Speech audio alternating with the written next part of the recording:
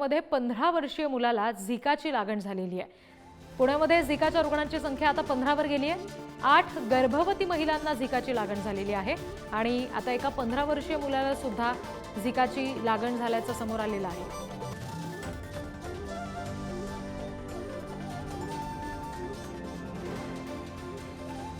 प्रतिनिधी बालाजी पोद्दार आपल्याशी जोडले गेलेत, त्यांच्याकडून अपडेट्स घेणार आहोत। बालाजी, अशा पद्धतीने आता झिकाचे रुग्ण वाढताना दिसत आहेत, काय नेमकं आरोग्य प्रशासनाकडून आता काळजी घेतली जाते? पुणेकरांना काही सूचना दिल्या गेल्यात का?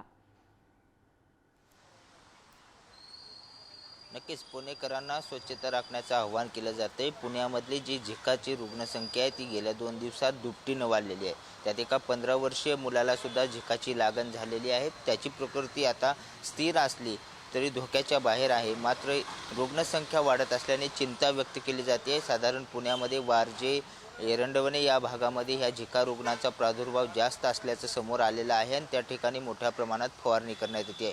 प्रामुख्याने गर्भवती महिलांना याची लागण लवकर होत असल्याने त्यासाठी आता महानगरपालिकेने विशेष पथक तयार केलेलं असून त्यांचं सर्वेक्षण त्या भागात करण्यात येत आहे। त्याचबरोबर कर्मचाऱ्यांची सुद्धा संख्या वाढवण्यात येत असून फवारणी करण्याचे आदेश देण्यात आलेले आहेत आणि नागरिकांनी स्वच्छता राखण्याचं, घाबरून न जाण्याचं आणि जवळच्या दवाखान्यात जायचे अशी सगळी सूचना जी आहे ती महानगरपालिकेने दिली आहे। रिद्धी जी बालाजी, धन्यवाद दिलेल्या माहितीसाठी।